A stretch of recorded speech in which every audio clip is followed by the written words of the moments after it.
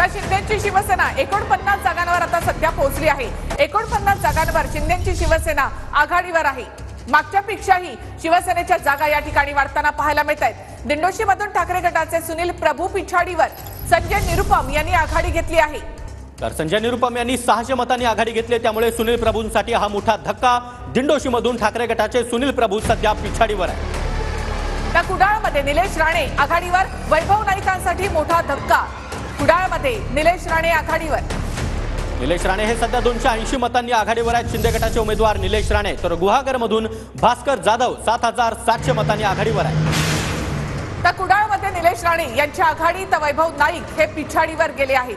पहिल्या फेरीपासूनच निलेश राणे या ठिकाणी आघाडीवर आहेत। तर गुहागरमधून भास्कर जाधव मोठ्या आघाडीवर आहेत। 7700 मतांनी आघाडी घेतली आहे भास्कर जाधव यांनी।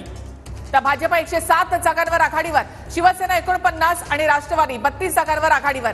महायुती 188 जागांपर्यंत पोहोचली आहे, तर महाविकास आघाडी अवघ्या 87 जागांवर आघाडीवर आहे। तर चिपळूणमधून महाविकास आघाडीचे प्रशांत यादव हे 1472 मतांनी आघाडीवर। चिपळूणमध्ये महाविकास आघाडीचे प्रशांत यादव हे आघाडीवर आहे। महायुतीला छप्पर तोड अशी आघाडी या ठिकाणी मिळालेली आहे।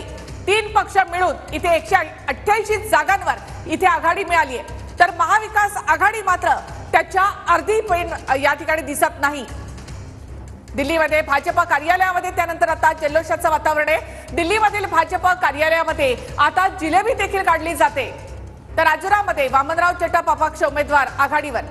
तर महायुतीपेक्षा 101 जागांनी महाविकास आघाडी पिछाडीवर आहे। महाविकास आघाडी सध्या 87, तर महायुती 188 जागांवर पुढे आहे।